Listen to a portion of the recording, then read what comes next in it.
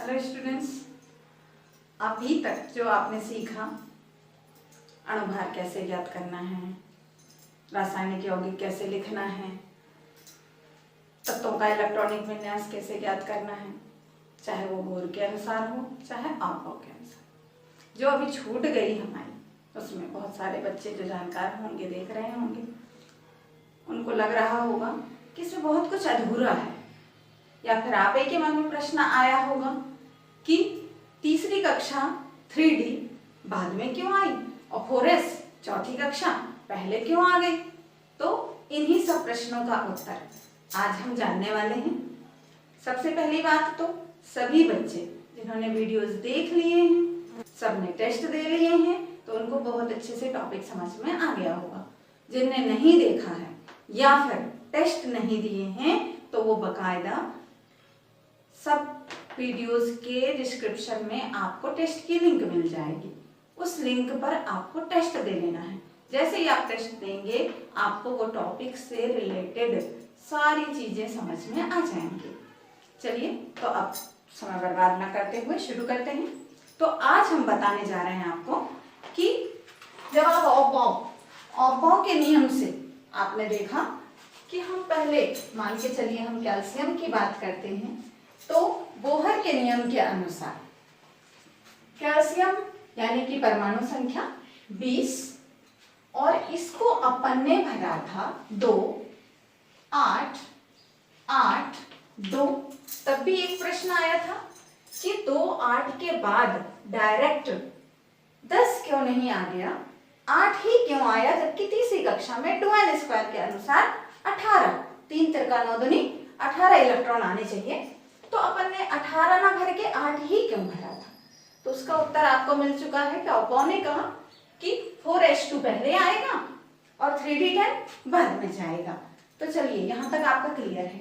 अब हम इसका ऑपो के अनुसार अगर लिखें तो ये सीधा था 1H2, 2H2, 2P6, 3H2, 3P6 और 4S2 और इतना। तो ये आपने देखा कि ये एक, आप बहुत अच्छे से जानते हैं, बहुत बारीकी से आपने इन सब टॉपिक्स को पढ़ा हुआ है कि ये 1, ये 2, ये 3 जो लिखा है, ये 4, वो उसकी कक्षा है परमाणु की। तो पहली कक्षा यानी केवल 2 इलेक्ट्रॉन, दूसरी कक्षा 6, 2, 8, ये 8। अब तीसरा देख लेते हैं, 3 कहाँ है, एक यहाँ और एक यहाँ। तो तीसरी कक्षा में भी 6, 2, 8 इलेक्ट्रॉन ही आ पा रहे हैं। फिर हम कहाँ पहुंच गए, चौथी कक्षा में, और चौथी कक्षा में हमने ये 2 इलेक्ट्रॉन ऊपर, ये भी आपको पता है कि जो ऊपर लिखे हुए हैं ये इलेक्ट्रॉनों की संख्या है, जो नीचे हैं ये उसके उपकोष हैं, और ये जो सामने 1, 2, 2, 3, 3, 4 लिखा हुआ है ये उसकी कक्षा, यानी कि कक्षा के बाद उपकक्षा के बाद ये इलेक्ट्रॉनों की संख्या। तो आप कक्षा देख रहे हैं कि पहली कक्षा में 2, दूसरी कक्षा में 8, तीसरी में 8 और चौथी में 2 चले गए। क्लियर है। अब हम कैल्शियम का ना लेकर मान के चलिए हम निकेल, आयरन, कोबाल्ट, मैग्नीज या इन सब में से किसी का लेते हैं। तो चलिए हम मैग्नीज की बात करें, Mn। तो Mn आपको पता है उसकी परमाणु संख्या 25 होती है, और अगर हम बोहर के अनुसार इसको लिखना शुरू करें तो 2, 8, अब 2 और बाकी सारे इलेक्ट्रॉन जो हैं वो इस 8 के साथ जुड़ जाएंगे। तो 8, 2, 10, 2, 12, 25 में से 12 गए, यानी कि 13 इलेक्ट्रॉन इसमें आता है। अब आप सोच रहे होंगे कि मैंने कैसे किया, 2, 8, 8, 2 के आगे हमें जाना चाहिए था, तो ये मैंने कैसे किया, इसको हम अभी स्पष्ट करते हैं। तो हम यहाँ लेते हैं ऑफ के अनुसार आ जाते हैं। तो 1H2, 2H2, 2P6, 3S2, 3P6, फिर 4S2 और आपका बनता है 3D5। बिल्कुल ऑफ के नियम के अनुसार आपको इलेक्ट्रॉनिक विन्यास लिखना पता है, हम ऐसे ही जाएंगे 1s2 2s2 2p6 3s2 3p6 4s2 3p5। Clear है, कोई दिक्कत नहीं। अब हम यहाँ पहली कक्षा बोलेंगे तो हम पहली कक्षा के लिए वहां आएंगे जहां की आगे 1 लिखा है। ये पहली कक्षा में आपने देखा कि 2 ही इलेक्ट्रॉन आ रहे हैं, कहीं भी पहली कक्षा नहीं है। अब हम बात करें दूसरी कक्षा, तो दूसरी कक्षा आपके यहाँ लिखी 2, यहाँ लिखी 2 और कहीं 2 नहीं लिखा है, तो हमें दूसरी कक्षा यानी जिसके सामने 2 लिखा है 6 2 8, तो ये 8 हो गए। हम तीसरी कक्षा की बात करें तो 2 6 और ये 5 आपको दिख रहा। तीसरी कक्षा जो कि बहुत महत्वपूर्ण है अभी इस जगह, तीसरी कक्षा 3 यहाँ लिखा है एक जगह, 3 यहाँ दूसरी जगह और 3 यहाँ तीसरी जगह। तो ये तीसरी तीनों का हम इलेक्ट्रॉन जोड़ेंगे तो 6 2 8 और 5 13, जो कि मैंने यहाँ लिखा हुआ था। तो बिल्कुल अब आपको क्लियर हो गया होगा कि तीसरी कक्षा में 13 इलेक्ट्रॉन है अगर हम इसको बोगर के अनुसार लिखते हैं। फिर हम चौथी कक्षा की बात करें तो सबसे लास्ट में ये 2 वाला इलेक्ट्रॉन। ये बात समझ में आ गई। इसी को हम एक तरीके से और समझते हैं। तो यहाँ देखिए, अब पहली कक्षा हम एक मैग्नीज का परमाणु बनाते हैं, मैग्नीज जिसमें कि +25 प्रोटॉन है। तो चलिए नाभिक बीचों बीच +25। उसके बाद हम पहली कक्षा बनाते हैं, दूसरी कक्षा बनाते हैं, तीसरी कक्षा बनाते हैं, और चूंकि मैक्सिमम इसमें 4 कक्षा हैं, 1 2 3 और 4, ये चारों कक्षा 1 2 3 और ये 4। इसके लिए अगर हमने तो n बराबर 1, n बराबर 2, n बराबर 3 और n बराबर 4। पहली कक्षा तो ये इलेक्ट्रॉन हम 1s2 अभी तक हम ऐसे भरते आए हैं, अब हम इसमें से भरते हैं, राइट। तो पहली कक्षा में आपने 2 इलेक्ट्रॉन भरे और पहली कक्षा के इलेक्ट्रॉन आपके भर गए। अब हम दूसरी कक्षा ये पूरी है आपकी, तो 6 2 8, तो पहले 2s2 के इलेक्ट्रॉन जाएंगे जिसकी ऊर्जा कम होती है, सब पता आपको। तो यहाँ पर हम भरते हैं 2s2 के 2 इलेक्ट्रॉन। उसके बाद हम 2p6 के भरेंगे, तो 6 इलेक्ट्रॉन हम और इसमें भर सकते हैं, 1 2 3 4 5 और 6। इस तरह से दूसरी कक्षा हमारी पूरी हो गई और 8 इलेक्ट्रॉन उसमें भर गए। हम तीसरी कक्षा की बात करें तो तीसरी कक्षा में 13 इलेक्ट्रॉन है, 13 इलेक्ट्रॉन हम भर दें और कक्षा पूरी हो गई। लेकिन हम ऐसा नहीं करेंगे क्योंकि बढ़ती हुई ऊर्जा स्तर के आधार पर जैसे जैसे क्या है, सभी चीजें आपको बहुत ही बारीकी से समझना है।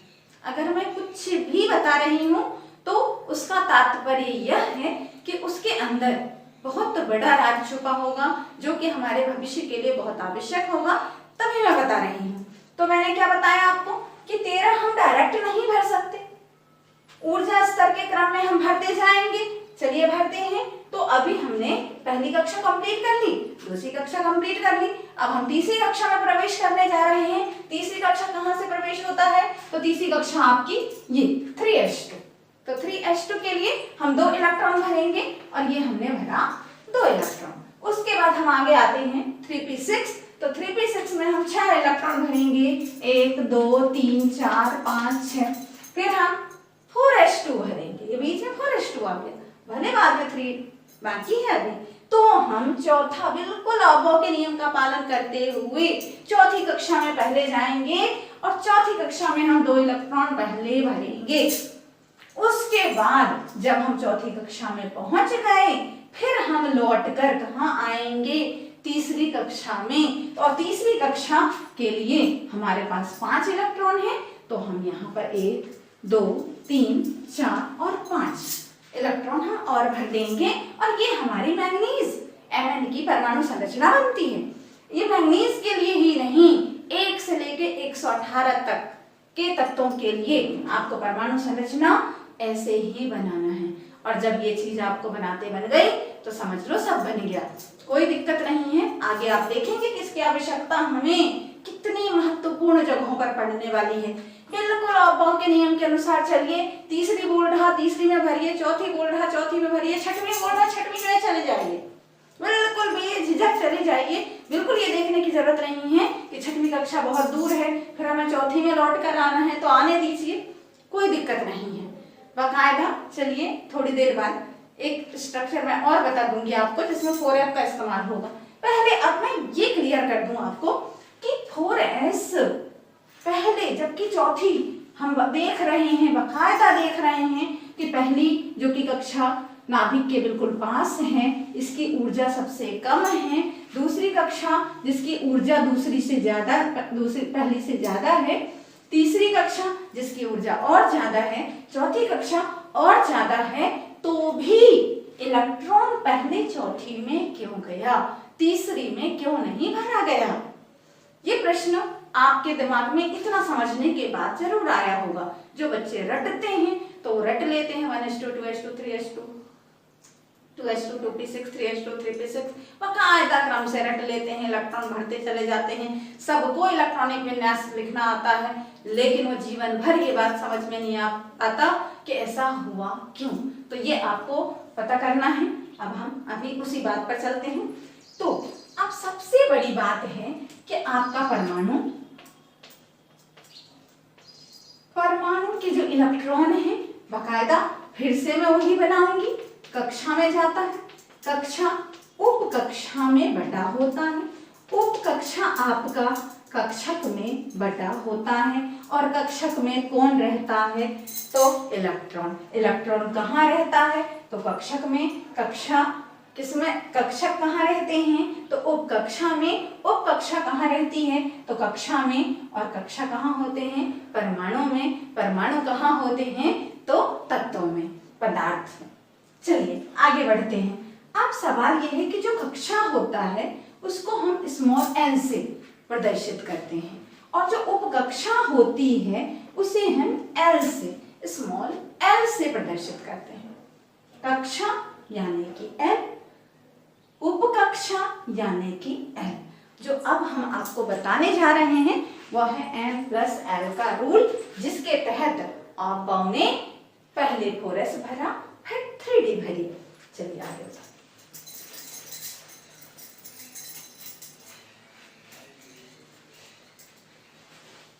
जब हम n की बात करें, n यानी कि कक्षा, कक्षा यानी कि स्मॉल n, हमने आपको पहले ही बताया कि कक्षाओं की संख्या यानी कि 1 2 3 4 और डैश डैश डैश डैश इस तरह से प्रदर्शित की जाती है। इसे क्रमशः के, ये भी आप पहले ही चर्चा हो चुकी है हमारी, के, एल, एम और एन, ओ, पी डैश डैश डैश इस तरह से इसको प्रदर्शित किया जाता है। एक बात जो नया है, जो मैं अभी बताने जा रही हूं, वो है कि कक्षा यानी कि एन को मुख्य क्वांटम संख्या, मुख्य क्वांटम संख्या से भी प्रदर्शित किया जाता है।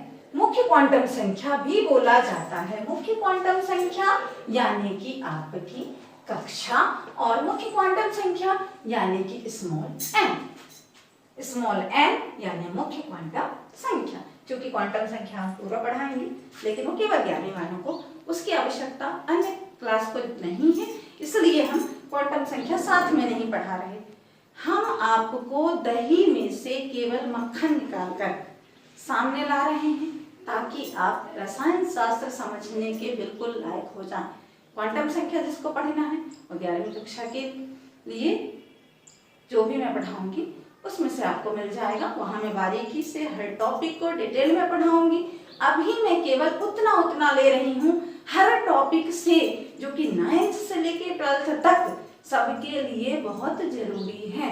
आपको सारे वीडियोस क्रम से देखना है, उसके डिस्क्रिप्शन में उपस्थित लिंक में टेस्ट देना है और तभी आगे बढ़ना है। आप बिल्कुल ऊपर पढ़ेंगे तो आपके कुछ समझ में नहीं आएगा, इतनी बातें आपको ध्यान रखनी है। अब मैं जो बता रही थी वो ये है कि मुख्य क्वांटम संख्या यानी कि n जिसको कि अपन कक्षाओं की संख्या प्रदर्शित करते हैं। पहली कक्षा यानी n बराबर 1, दूसरी कक्षा यानी n बराबर 2, तीसरी कक्षा यानी n बराबर 3, चौथी कक्षा यानी n बराबर 4। चौथी कक्षा के लिए n का मान 4। बिल्कुल क्लियर हो गया होगा। एक बात मैंने और बताई थी अवभाव के नियम में, यानी इससे पहले वाले लेक्चर में, कि पहली कक्षा 1 उपकक्षा, दूसरी कक्षा 2 उपकक्षा, तीसरी कक्षा 3 उपकक्षा। आपने देखा था जिसके अंतर्गत अपन ने लिया था S, SP, SPD, SPD, F, SPD, FG। कोई दिक्कत नहीं, ये सब आपने देखा हुआ था। अब हमें जब जोड़ना है तो हम S नहीं जोड़ सकते। मुख्य क्वांटम संख्या 1 2 3 4 जुड़ सकता है, जुड़ेगा। S1 S, चलो ठीक है, वो सब गणित की बातें अलग करें। लेकिन जब हमें N और L, चलिए ठीक है, यहाँ पर तो इनके मान रख दिए गए। जैसे कि हम सपोज दैट K को हम 1 से, L को हम 2 से, M को हम 3 से, N को हम 4 से और O को हम 5 से, P को हम 6 से प्रदर्शित करेंगे। बिल्कुल एग्जैक्ट वैसे ही यहाँ पर S, सारे S को हम 0 से प्रदर्शित करेंगे, यानी S का मान 0। पहली कक्षा जिसमें कि केवल एक उपकक्षा S, तो पहली कक्षा का ही S नहीं, सारे कक्षाओं के S का मान क्या होता है? 0। P का मान 1, D का मान 2, F का मान 3, G का मान 4। इस तरह से तो आप देख रहे हैं कि जहां पर n यानी मुख्य क्वांटम संख्या 1 है तो उसमें उसके L यानी कि उपकक्षा S उपकक्षा का मान 0 है। S के लिए आपको केवल इतना याद रखना है, S के लिए 0, P के लिए 1, D के लिए 2, F के लिए 3 और G के लिए 4। ये क्या है? L का मान। L यानी अब हम लेते हैं उपकक्षा, यहाँ हमने कक्षा लिखा हुआ है तो यहाँ हम ले लेते हैं उपकक्षा। उस कक्षा को हमने किससे प्रदर्शित किया? स्मॉल n से। उपकक्षा को हम किससे प्रदर्शित करेंगे? L से। L से। अब L का कक्षा का मान, n का मान क्या था? 1 2 3 4। L का मान क्या होगा? 0 1 2 3 4 वगैरह वगैरह, डैश डैश डैश। क्योंकि जो जो जिंदगी आगे बढ़ती जाएगी तत्व के खोज बढ़ते जाएंगे, संख्या बढ़ती जाएगी, तो ये मान भी बढ़ते चले जाएंगे। अपने आप कुछ बदलने की आवश्यकता नहीं पड़ेगी।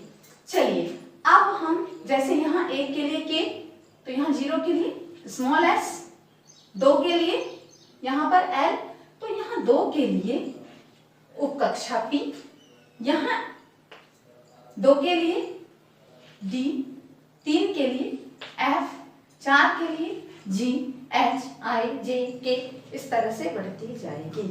एक बार आप फिर से समझिए, थोड़ा सा कठिन है, क्वांटम संख्या पढ़ने वाले बच्चों को हल्का सा जिनने पढ़ा हुआ है या जो आगे समझेंगे बड़ी आसानी से समझ में आएगा। क्या है कक्षा? कक्षा यानी n, जिसको अपन बोलते हैं मुख्य क्वांटम संख्या। इसके मान होते हैं, मान के चलो हम मान होते हैं क्या? K, L, M, N, O, P, जिसको हम लिखते हैं क्या? तो K के बदले 1 लिख लेते हैं, L के बदले 2, M के बदले 3, N के बदले 4 लिख लेते हैं। अब हम आगे बढ़े, मुख्य क्वांटम संख्या को अब हम छोड़ दें यहीं पर, हम उपकक्षा की बात करें। उपकक्षा में उपकक्षा को हम L से प्रदर्शित करते हैं और इसके मान जो कि आपने देखा था उपकक्षा कौन कौन सी थी? S था, P था, D था, F था, G था, इनके भी मान निश्चित होते हैं। S के लिए 0, यहाँ 0 से शुरू होता है, यहाँ 1 से शुरू होता है। यहाँ 0 से, तो S के लिए 0, P के लिए 1, D के लिए 2, F के लिए 3, G के लिए 4। ठीक, ये आसान तरीका है समझने का, रट लेने का। S के लिए 0, S, P, D, F, आप लोग अभी तक पूरा याद हो चुका है आपको, S, P, D, F। ठीक, तो S के लिए 0 याद कर लो, P के लिए 1, D के लिए 2, F के लिए 3। ठीक, अब सवाल ये है, वैसे इसका मान होता है n-1 इक्वल टू L, वो सूत्र हम क्वांटम संख्या जब पढ़ाएंगे तब बताएंगे, उसकी यहाँ आवश्यकता नहीं है। जितनी आवश्यकता है मैं बार बार बता रही हूँ, केवल उतना ही बताऊंगी ताकि आप आगे बढ़ सकें। हाँ, तो ये आपका हो गया SPDF और G। यहाँ पर L का मान 0, 1, 2, 3, 4। अब आप खुद निकालिए किसका मान, ये क्या हो गया, उपकक्षा को हम क्या कह सकते हैं, द्विगंशी क्वांटम संख्या। इसकी भी आवश्यकता आपको नहीं है, लेकिन फिर भी आप थोड़ा सा ध्यान रख लेंगे। जिनको क्वांटम संख्या पढ़नी है तो फिर आगे उनको आवश्यकता पड़ेगी। द्विगंशी क्वांटम संख्या, बस यहीं तक चलेंगे। वैसे और होता है चुंबकीय क्वांटम संख्या, चक्रण क्वांटम संख्या, 2 और होता है। उन 2 की का जिक्र मैं यहाँ नहीं कर रही हूँ। आगे बढ़ते हैं। तो कक्षा यानी कि n, उप कक्षा यानी कि l, मुख्य क्वांटम संख्या यानी कि n, द्विगंशी क्वांटम संख्या यानी कि l, ये अलग अलग है। n अलग है, l अलग है। अब हमें उसको जोड़ना है। कैसे जोड़ना है, तो n प्लस l का मान ज्ञात करना है। राइट, क्या ज्ञात करना है, n प्लस l का मान।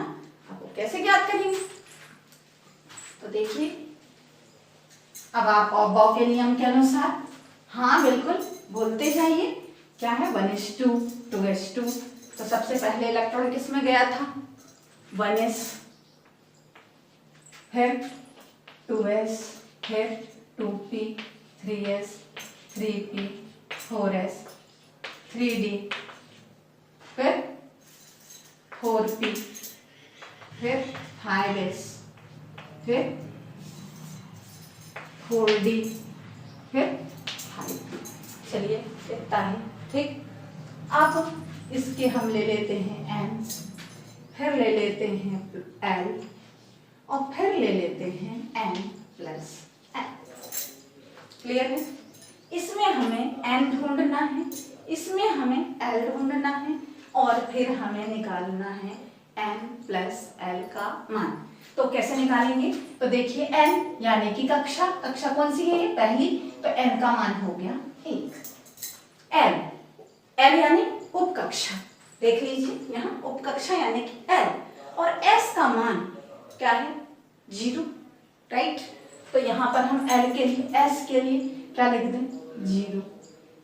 अब 1 प्लस 0 इक्वल टू, यहाँ पर आया आपका 1। यहाँ तक कोई दिक्कत नहीं। एक बार फिर से देख लीजिए ताकि कभी कोई डाउट की गुंजाइश ना रहे। आपको लेना है 1s2 भरते हैं, कोई दिक्कत नहीं। इस 2 से, इस 6 से कोई अंतर नहीं पड़ता, ये तो इलेक्ट्रॉन है, वो बात की बात है ना। इससे मतलब नहीं है, कोई मतलब नहीं है। आपको सीधा केवल कहाँ जाना है, n प्लस l में।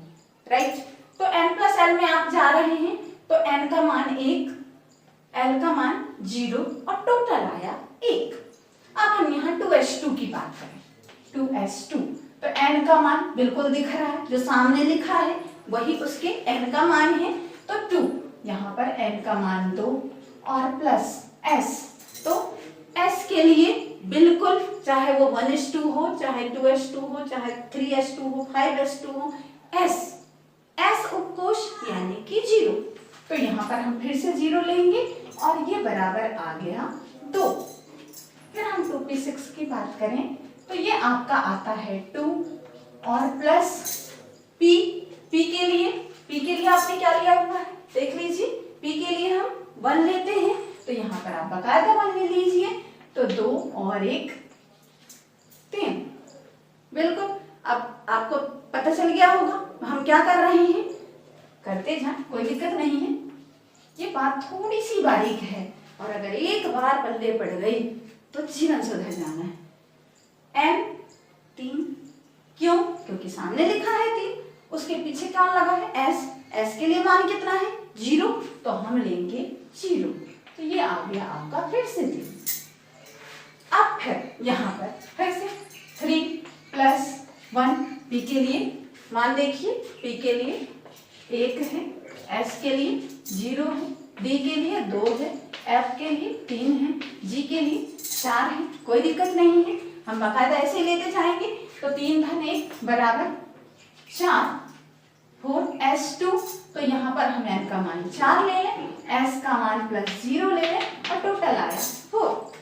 फिर आपका आया 3d, तो यहाँ पर हम लेते हैं 3 और d के लिए, तो d के लिए मान कितना है 2, तो बकायदा 2 ले लीजिए। 3 2 कितना आ गया 5। ठीक, फिर आया 4p, तो 4 और धन p का मान कितना है 1, तो यहाँ पर आप ले लीजिए 1, बराबर आ गया 4 1 5। कोई दिक्कत नहीं। अब हम 5s की बात करें तो 5 धन 0 बराबर 5, फिर 4 धन 2 बराबर 6, फिर 5 धन 1 बराबर 6। यहाँ देखा आपने, बिल्कुल इस क्रम से अवयव भरा है। अवयव में इलेक्ट्रॉन ऐसे ही भरे हैं कि पहले इलेक्ट्रॉन 1s में जाएगा, उसके बाद 2s में जाएगा, फिर 2p में जाएगा, फिर 3s में जाएगा, फिर 3p में जाएगा, फिर 3d में ना जाकर 4s में जाएगा, फिर 3d में जाएगा, फिर 4p में जाएगा, फिर 5s में जाएगा, फिर 4d में जाएगा, फिर 5p में जाएगा। इस तरह से 118 7p6 तक आप बकायदा देख चुके हैं कि कैसे कैसे इलेक्ट्रॉन जाएगा। अब यहाँ पर हम इसके मान पे चलें, n+l, ये नियम है अवयव का कि n+l जो जिसके अनुसार हमने ये क्रम बनाया, जो क्रम बनाना आपसे बन गया। अब है कि वो कह रहे हैं कि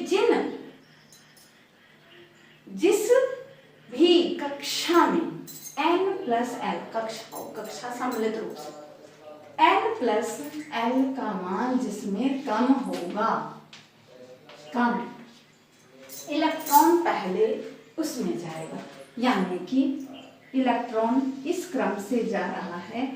ठीक, तो ये जो है ये कम है और यहाँ पर ऊर्जा अधिक है। नीचे बाद में इसलिए आया क्योंकि यहाँ पर कम ऊर्जा है और यहाँ पर अधिक ऊर्जा है। ऊर्जा जहाँ कम इलेक्ट्रॉन पहले, ऊर्जा जहाँ अधिक इलेक्ट्रॉन बाद में। अब ये कैसे तय हुआ, तो n+l का मान जहाँ कम इलेक्ट्रॉन पहले, n+l का मान आप देख रहे हैं 1 2 3 3 4 4 5 5 5 6 6, यानी धीरे धीरे ऊपर से नीचे उतरते जा रहे हैं। तो ये n+l का मान बढ़ता जा रहा है, जो कि ये तय कर रहा है कि इलेक्ट्रॉन इनमें बाद में जाएंगे और उनमें पहले जाएंगे। बिल्कुल सही बात समझ में आ गई। क्या बात समझ में आई? n+l का मान जिस उपकोष का कम होगा, इलेक्ट्रॉन पहले वहां जाएंगे। n+l का मान जिसका अधिक होगा, इलेक्ट्रॉन वहां पर बाद में जाएंगे। क्लियर? कोई दिक्कत नहीं। अब हम आगे बढ़ते हैं, यहाँ तक तो कोई दिक्कत नहीं है। अब आप लोग सोच रहे होंगे कि तब क्या करेंगे जब यहाँ पर n+l का मान 1 सा है। ठीक, इसका भी उत्तर आपको अभी मिलेगा कि n+l का मान जब 1 सा है तो लड़ाई हो जाएगी, पहले मेरे में जाना चाहिए। ठीक, मेरी ऊर्जा कम है या मेरी ऊर्जा अधिक है, तो फिर ये क्रम कैसे बना कि ये 5 पहले, ये 5 और बाद, ये 5 और बाद, राइट? तो यहाँ पर अवयव कहते हैं कि अगर n+l का मान 1 सा हो, बिल्कुल बराबर हो, 3 3 हो तो 3 3 हो, 5 5 हो तो 5 5 हो, 4 4 हो तो 4 4 हो, तब इलेक्ट्रॉन उसमें पहले जाएगा जिसके n का मान कम होगा। दूसरी बात, पहली बात क्या देखा आपने कि इलेक्ट्रॉन उसी उपकोष में पहले प्रवेश करेगा जिसके n+l का मान कम होगा। ठीक, कम वाली स्थिति, ज्यादा वाली स्थिति तो समझ में आ गई। दूसरी बात, इलेक्ट्रॉन जब n+l का मान 1 सा होगा, दिक्कत वहां जा रही, मैच टाई हो गई। n+l का मान first round, second round, third round, तीनों का टोटल इक्वल आया। अब क्या करें, तो यहाँ पर अपने को क्या करना है कि जहां मैच डाई हो गई वहां पर अब ये देखना है कि n का मान किसका कम है और किसका ज्यादा। सिंपल सी थ्योरी है कि n का मान जिसका कम होगा का मान जिसका ज्यादा होगा उसमें इलेक्ट्रॉन बाद में। अब ये हम 3 वाले में n का मान देखें तो यहाँ पर n का मान 2 है क्योंकि 2p6 और 3s2 ये दोनों जो हैं आपके ये सेम n+l वाले यहाँ देख रहे हैं आप। चलिए इसको हम बंद कर दें इसमें, फिर हम यहाँ इसको बंद करें, ये 4 है, फिर हम ये 5 वाले को बंद कर रहे हैं। ठीक, अब ये 6 वाले हैं। आप देख रहे हैं कि बिल्कुल ऐसा नहीं है कि 1 है 2 है 3 है 4 है, लगातार कुछ नहीं है, बीच में ये इक्वल वाले भी घुसे हुए हैं। तब क्या करना है, तो इसके n का मान यहाँ पर 3 है, इसके n का मान 4 है, तो 3p6 में इलेक्ट्रॉन पहले, 4s में इलेक्ट्रॉन बाद में, 2p में इलेक्ट्रॉन पहले, 3s में इलेक्ट्रॉन बाद में, 3d में इलेक्ट्रॉन पहले, 4p में इलेक्ट्रॉन बाद में, 5s में इलेक्ट्रॉन पहले, इलेक्ट्रॉन वो तो ठीक है, यहाँ पर 4d और 5p, तो 4d में इलेक्ट्रॉन पहले और 5p में बाद में, यानी कि जब n+l का मान लास्ट में, फिर से सुन लीजिए, जब n+l का मान बिल्कुल समान हो तो इलेक्ट्रॉन पहले उसमें जाएंगे जिसकी मुख्य क्वांटम संख्या यानी कि स्मॉल n का मान कम से कम होगा। क्लियर है? तो आज आपने 2 बातें सीखी। क्या क्या सीखी कि n+l का मान, और पाउ ने जो सारणी बनाई 1s2 2s2 से लेके 7p6 तक, वो किसके आधार पर बनाई, तो पहला था n+l। n+l का मान जैसे जैसे बढ़ता गया उनकी सारणी बढ़ती चली गई। फिर बीच में ऐसा आया दूसरा नियम कि अगर दोनों का मान इक्वल हो, n+l का मान में 2 या 3 लोगों का मान, 3 परमाणुओं 3 तत्वों का मान, 3 उपकोषों का मान, n+l का मान एक सा हो, तब हमें क्या करना है, तो इलेक्ट्रॉन पहले उसमें जाएगा जिसमें कि मुख्य क्वांटम संख्या का मान न्यूनतम होगा। क्लियर? अब हम आपको एक चीज और बताते हैं, ये बात आपको बहुत अच्छे से समझ में आ गई होगी। अब हम लेते हैं, आपने टेस्ट में दिया क्रोमियम और कॉपर, क्रोमियम और कॉपर का इलेक्ट्रॉनिक विन्यास। तो हम क्रोमियम की बात करें तो क्रोमियम में, क्रोमियम बिल्कुल आपको याद है, मैंने याद करवा दिया था पहले ही लेक्चर में कि 1 से 30 तक आपको सभी परमाणु के परमाणु संख्या, परमाणु भार, उसके संकेत याद कर लेना है, नाम याद कर लेना है। क्रोमियम 24 आपको पता है। उसके बाद हम चलिए पहले इसका इलेक्ट्रॉनिक विन्यास लिखते हैं, तो 1s2, ठीक, 2s2, 2p6, 3s2, 3p6, फिर बिल्कुल इसी के अनुसार चलना है अपन को, 4s2, और फिर जाना है किसमें, 3d में। तो हम गिन लेंगे आप ही के जैसे हम बना रहे हैं, 2 2 4 6 4 10 2 12 6 18 2 20, और यहाँ पर हम दे दें 3d4।